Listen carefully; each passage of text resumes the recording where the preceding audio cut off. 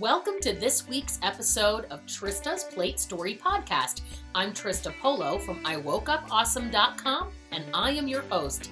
Each week we learn the story behind that vanity plate. You know, the one you saw driving down the road? What did it say? What did it mean? Why did they choose it? Welcome. I'm so excited to have Ray Amanat from St. Louis, Missouri here to talk about his vanity license plate, which is HIA-NOW. Welcome, Ray. Thank you. So tell me, what made you decide to choose that as your plate? Tell me the story behind it. Well, I have a foundation that's called Heroes in Action, and our website is Heroes in Action Now because you want a hero right now. You don't want a hero later. The whole premise behind that is we train people to be their own hero so they don't have to wait on anyone. So you're going to be your own hero in action right now at the moment that you need it most.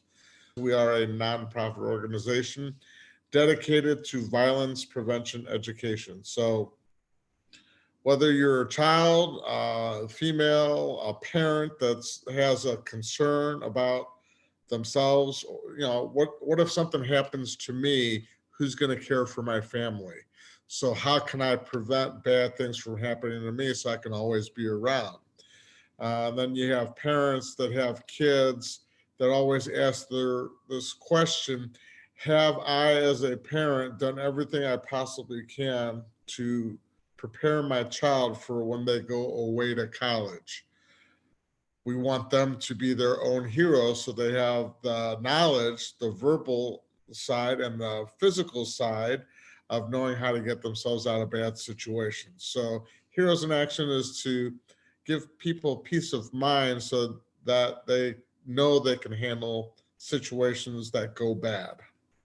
Wow, that's important work. When did you establish your organization? How long ago? Heroes in Action has been around for about 14 years. Prior to that, I had a brick and mortar martial arts school. I taught a karate school. For over 25 years, I owned the business. I've been doing it for over 40 years. And when that business, by unfortunate reasons, got shut down because of my landlord, I was at a crossroads and decided, instead of another for-profit business where I work 60 to 80 hours a week, I'd rather do a nonprofit. When you have a brick and mortar business, it's like a karate school. It's always driving traffic to the school, trying to bring people to come to me. With the nonprofit, I go to the people. So I can go to the schools, I can go to the communities, I can go to anywhere in the country or the world and do seminars on violence prevention. So I don't have walls or barriers around me. I actually reach more people now than I did when I had a martial arts school. Well, not now due to COVID, but before COVID, I actually reached and taught more people through lectures and seminars than I did when I had a brick and mortar business. Wow, that's great. Now, you said that you work with a lot of different groups and ages, both women, men, boys, girls. What is your most popular program that you do for kids? Well, I do school assemblies on anti-bullying. So whether it's a private school, public school, school for children with special needs, I adapt the message to fit the school's needs. And then, of course, we do programs for Boy Scouts, Girl Scouts, or if you have a church youth program that is looking at what can we do to build self-esteem, build confidence, and a message that coincides with the message of their church. I adapt what I teach to fit the organization's needs. That's awesome. So how do you teach me to be my own hero? Okay, so when I go into schools, most schools are zero tolerance policies. So I cannot teach punching, kicking, self-defense, or anything physical. There's a verbal side to things, and then there's if I've done everything I possibly can, how can I physically protect myself? With that would be an after-school program, or that would be a seminar type program that I would do for that community. With regards to teaching you how to be a hero, The biggest thing is not being labeled a tattletale, not being labeled a snitch, a crybaby, anything like that.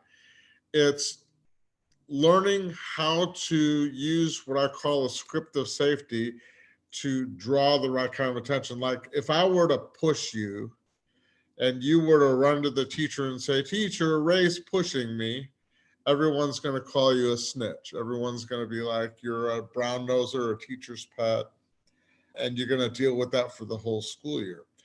But, and I say, always question without fear and make a bold statement.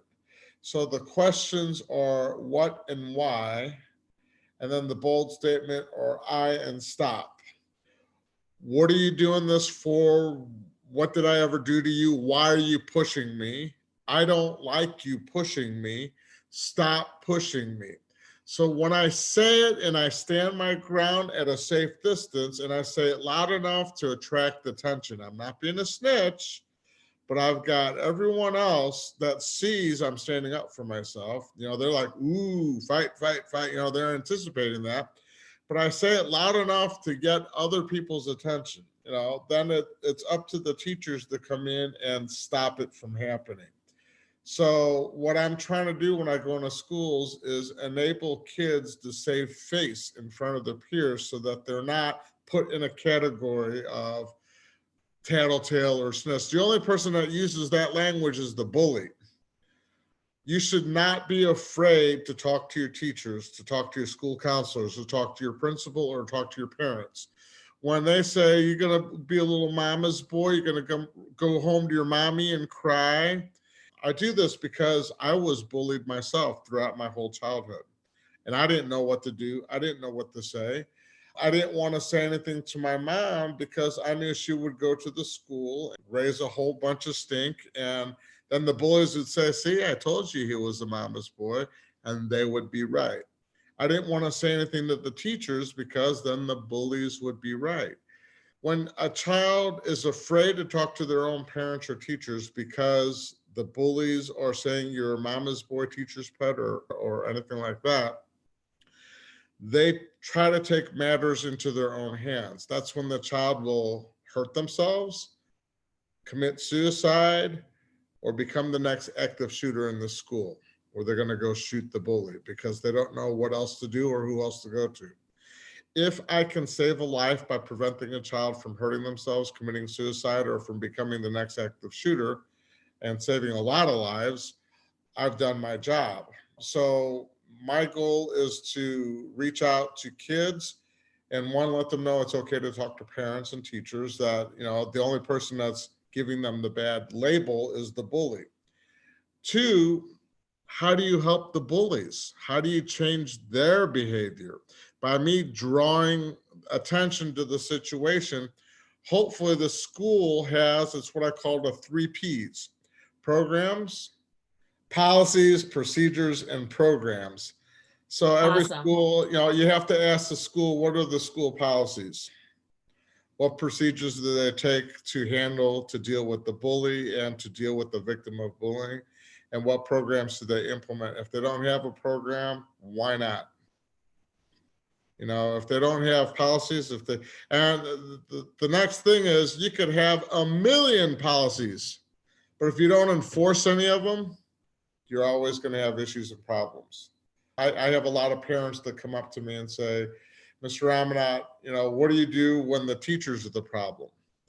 And I'm like, "What do you mean by that?" It's like, the teachers don't do anything. They don't know what to do. You have to understand, the teachers kind of have their hands tied. If there's a fight that breaks out in a school and the teacher puts their hand on a child, you're going to have a parent say, "How dare you touch my child?" And they can lose their job for that. If there's a fight that breaks out and the teachers don't do anything physically to separate them, you're going to have a parent that's going to say, "Where was the teacher? How come you didn't stop my child from getting hurt?" So teachers are kind of stuck, which is why schools need to implement policies, procedures, and programs so that the teachers know that if they do something based on those guidelines, that they're not going to lose their job. and they'll be more proactive in stopping things from happening to kids. That's really interesting. I love that you don't just work with the future victims, but also the bullies. Yes. One of the things you teach is how to know when you're putting yourself in danger, especially kids. And that was fascinating to me because I was thinking that, yeah, kids probably don't even realize how easy it is to get in danger. Can you talk a little bit about some of those Well, now you're examples? talking about dealing with the child predator, somebody that's grooming a child or luring a child into a specific lifestyle. This is where human trafficking, sex trafficking comes in. So, when I talk to kids, I try to get them to understand what a safe or unsafe person looks like. What is safe or unsafe language? A lot of parents and a lot of teachers will say, don't talk to strangers. And for me, what that does to a child is it instills fear in them. Now they're afraid to talk to strangers, so they're afraid to approach a police officer. They're afraid, especially with what's going on now with law enforcement, that they're making law enforcement to look like bad people. So who's your child going to go talk to? So teaching your child the difference between a safe or unsafe adult, safe or unsafe language, so that they have an understanding. It's not don't talk to strangers, it's learn how to talk to strangers. When you learn how to talk to strangers, then you're going to pick up on those verbal cues that should raise a red flag that this is not a safe person for me to be talking to. For example, if I were to say, what kind of candy do you like? Is it a safe question for me to say, what's your favorite candy bar? To anyone, yes, that's safe. But if I were to say, do you want some candy? That's where it becomes a little bit different. If I were to say, do you like puppies? Everyone likes puppies. But if I were to say, do you want to see my puppy? So with kids that are pretty much elementary school age or younger, or even middle school, because I can con most kids to do whatever I want, it's getting the kids to always ask for permission. I have to ask my mom. I have to ask my dad. I have to ask my teacher, my babysitter, my guardian, whoever is looking out for me at that moment. I have to get permission from them. Do you want some candy? Let me make sure it's okay that you're a safe person to get candy from. If I were to say, do you like Six Flags or Disneyland? Of course. Do you want to go to Six Flags or Disneyland? Well, let me ask my mom. Now you're bringing it to the attention of an adult to where they're going to be like, who's talking to my child? Why are they asking me this question or asking them this question? And they can intervene. I know most parents want their kids to be independent and to be able to make decisions. But sometimes when you have predators that are preying on your children and know how to befriend them. When I say this is an example of grooming, what's your favorite candy bar? What's your favorite candy bar? Kit Kat. Okay, Kit Kat. And then the next time we meet, guess what? I have a Kit Kat for you. And you're like, oh, thanks. This is a nice guy. I'm making friends with you, and I keep giving you little gifts and keep finding out more and more details about you until, the next thing is, hey, what bad word would you have to say to get in trouble by your parents? Give me an example. Poop. Oh my gosh, you just said poop. Should I tell your mom you said poop? Most kids are going to say, no, please don't tell my mom. I don't want to get in trouble. I don't want to get grounded. So then the predator is going to say, all right, well, I'll keep that a secret if you can keep a secret. And when an adult predator starts getting your child to keep secrets from you, that's when they're grooming them. That's when they're going to try to control them. They're fishing. They just sunk that hook in. Now they can control and manipulate your child until your child eventually is going to just walk away with them out of fear because they don't want to get in trouble. It's important for parents to talk to their kids. No matter how much trouble you think you're going to get into at home, I'm going to ground you. I'm going to take away your cell phone, your computer, your TV time. Your friends are never going to come over and spend a night with you or whatever else. That's not worse than what this stranger is going to do to you. Just know that I will always be here. I will always love you.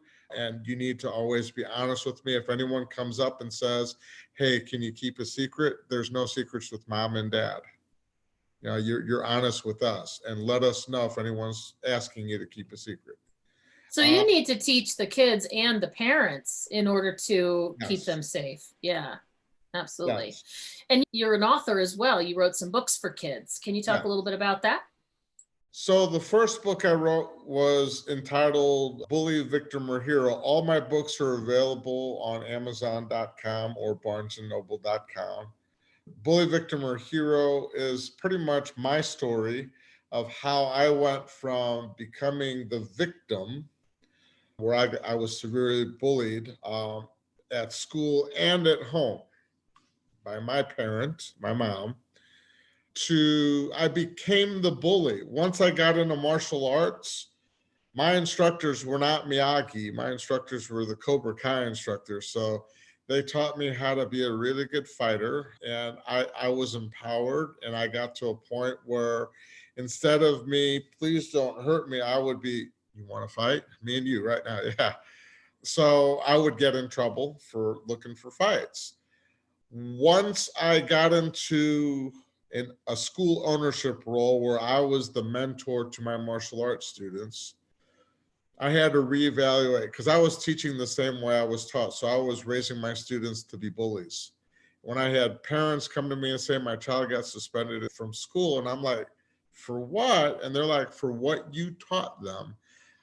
I had to rethink what type of a mentor I was going to be to my students. Because I've been on the end of both sides. I've been the victim and I've been the bully. And I didn't really like either one. I didn't like getting in trouble being the bully, and I didn't like not knowing how to stand up for myself being the victim. So it comes down to training. It comes down to being educated. It comes down to me learning more. So I sought out other educators, other instructors. I work with law enforcement. I've worked with social workers in schools and out of schools, and got as much information. And I started creating a curriculum or a way of teaching that I had more positive results for my martial arts students and from the students that I work with in schools, that and the feedback I was getting from everyone is, Ray, this is an awesome message. Everyone needs to hear this. So I knew I was on the right track or right path. So I kept developing until I created what I'm teaching now. You know, Wow, that's awesome. I haven't changed a thing from what I'm teaching with Heroes in Action for years, because I think I've got it to where I can adapt it to any person of any age, size, or ability. Wow, that's great. That's awesome. Now, you are more than Heroes in Action Now. What else do you do that you enjoy? My other passion besides martial arts or what I'm doing now with Heroes in Action has always been music. So I played the drums when I was a kid, and I'm trying to teach myself the piano and guitar right now. And the other thing that I've been doing, I've been slacking on, but I got to get back to it, is learning magic. Because I want to add, and the whole thing is I want to add music and magic to my presentations when I go to schools. Because I think that with music, I don't know anyone that doesn't relate to a song or relate to a lyric that sends the message home a little deeper that they can remember. And magic, it's just that attention getter that keeps their focus on the message. And I relate the magic to the message to kind of close the show. So I've been working on a few illusions to be able to add to what I do when I go to schools and perform for kids or do presentations for kids. That's awesome. I love that. And I love that you are going to incorporate music. So now you live in St. Louis. Is that where you've always lived? I was born in New York. My dad was going to medical school in New York. What part of New York? New York City? Poughkeepsie, New York. Are you kidding me? I lived in Poughkeepsie for 24 years. I just moved out of there for like 2 years ago. I don't remember much of Poughkeepsie, so you're going to have to. I can't believe that we lived in the same place. I was born there. I don't think I lived there that long. Maybe it counts. It counts. Yeah. So Poughkeepsie, but my parents were immigrants from Iran. My dad came to the United States for medical school, went back to Iran, and then came back to the United States to get a separation and ultimately a divorce. And I said, Dad, of all places, why St. Louis? And that's why I originally went back to New York, but I couldn't find work there. And my professor at the university found a job opening in St. Louis. So he packed up everything and came to St. Louis. And now I'm the only one that lives in St. Louis. Everyone else moved. So I've got 3 brothers that one's in New Jersey, one's in San Francisco, and one's in Tucson, Arizona. Wow, you guys are all over. Yeah, but I'm the only one that stayed in St. Louis. But so from age 4 until current, I've been a native to St. Louis. Well, I've been so interested in this conversation about what you do. When you and I talked a little bit, I was just shocked by how many ways there are to lure a child away from their adults and how easy it really is. And I'm so glad you're doing this work. And I thank you. I don't have kids, but I have nieces and nephews. And on behalf of all the children I know, and even those that I don't, thank you for keeping them safe. It's my pleasure. So important. Yes. Well, I thank you so much for sharing all of your wisdom. Are there any final words that you would like my listeners to hear about this topic? We all have roles in life. At the end of every lecture or seminar, I say we all have choices in life. You could choose to be a victim or a bystander, a sheep, do nothing, and either watch people bully other people or become that victim and get bullied or attacked yourself. There's the phrase, evil will always prevail when good people do nothing. You can become the bully and eventually you will get caught. Bullies don't go away, they grow up. They become the spouse abuser, the rapist, the home invader. They become the abusive coworker or the abusive boss. Bullies don't go away, they grow up. If you bring it to the attention of the school at an early stage where you can correct a bully's behavior, we'll have fewer problems with those people as adults. Or you can choose to be the hero. The hero is someone that not only stands up for themselves, but is also somebody that stands up for the person that can't stand up for themselves. So know your role. If you choose to be that hero, then get trained. Learn to know what to look for, what to say, and how to physically react to help yourself and other people. It all comes down to anything that we do in life. It's a learning curve. It comes down to training. Perfect. I love it. Now, I always like to turn the tables and see if you have a question you'd like to ask me. Do you have a question for me before we wrap up? So, Trista, if there's anything if you had a bucket list and there's something that you've always wanted to do on that bucket list, what is it that you haven't done in your life yet? My husband and I lived in Poughkeepsie for 23, 24 years. I was a real estate appraiser, so I have been in every type of house. None of them impress me. There are certain styles that I like more than others, but they're very mundane to me because I actually did a floor plan of a house that was in the shape of a W. Like, I've seen it all. I'm not big deal. Who cares? Another mansion, right? Sure. So if I want to live in a dream house, I'd love to live in something that is non-traditional residence. a barn converted to a house, a church converted to a house. I got you. So that's definitely part of my bucket list. I would love to live in a place, and I've been looking, and they're really hard to find because I don't want to find one that's a project waiting to happen. I don't want to live in something that's going to eventually be what I want it to be after I build it for 5 years. And a lot of the things like this that are available are in a state of disrepair, or they're ready to be converted. So I'm looking for something that's perfectly converted, that matches all of my checkpoints, and that's ready to move into. See, now, when I had my martial arts school, my dream was if there was a firehouse that was no longer in service, where I could live in the upstairs, and then when I'm ready to come down for business, I just slide down the pole and Nice. open the door, and then I teach all my classes, and then I go back upstairs to my apartment, But I don't think there's anywhere that in St. Louis that's zoned commercial residential that would let me do that. But I've always wanted a property where I can live in the upstairs and then just go downstairs and do my thing. Because, when you have a brick and mortar, it's like 2 mortgages.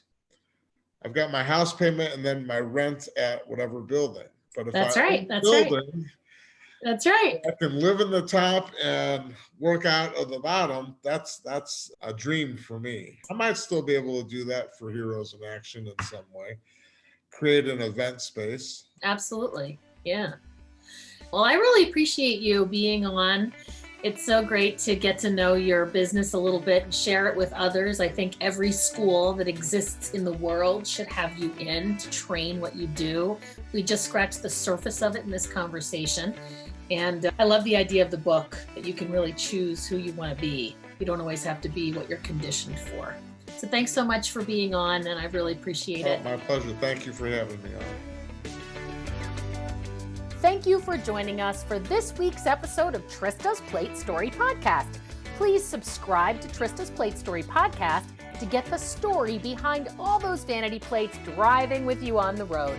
And if you would like to nominate the owner of a license plate, including you, or visit any of our partners and sponsors, come and see us at platestory.com. That's PL8STORY.com, and give us the details. If you enjoyed this episode, please drop a review and give us a share. I'm Trista Polo, wishing you well on the road to your next adventure.